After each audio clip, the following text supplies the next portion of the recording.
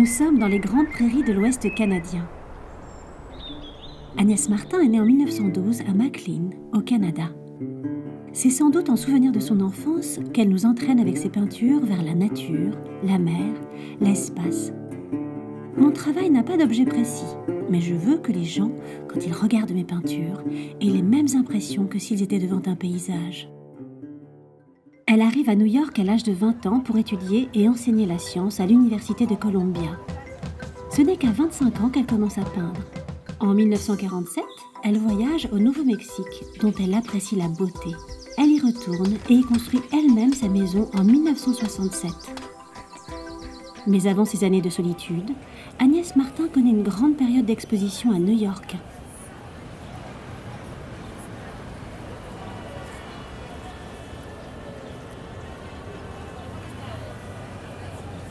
Comme tu peux le voir sur ce tableau, sa peinture est très dépouillée. Elle repose sur des figures géométriques. On pourrait penser qu'elle fait partie du courant de l'art minimal.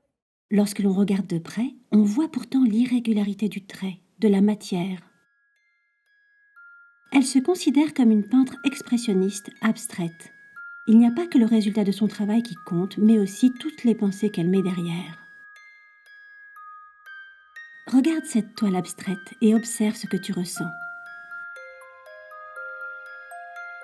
Ici, devant Tombée bleue, on comprend comment l'artiste a voulu retranscrire une expérience. Qui ne voudrait pas rester tout un après-midi devant une chute d'eau ? C'est une expérience simple, on s'allège de plus en plus, on ne voudrait rien d'autre. C'est aussi à cette époque qu'Agnès Martin adopte le format carré qu'elle conserve toute sa vie.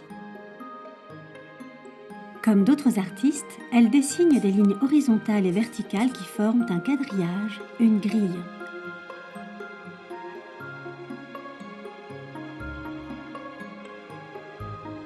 Cependant, pour elle, ces tableaux n'ont finalement ni forme, ni espace, ni ligne. Ainsi, ses œuvres ont pour but de susciter une émotion abstraite. Après un grand voyage sur les routes américaines, elle cherche le calme, la beauté des paysages, la simplicité. Elle s'arrête de peindre pendant plusieurs années.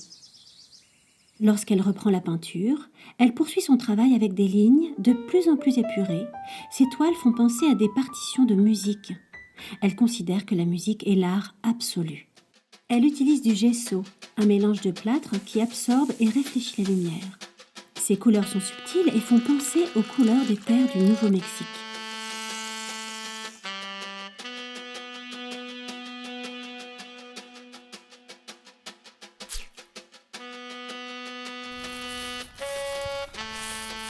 À la fin de sa vie, elle utilise toutes sortes de gris.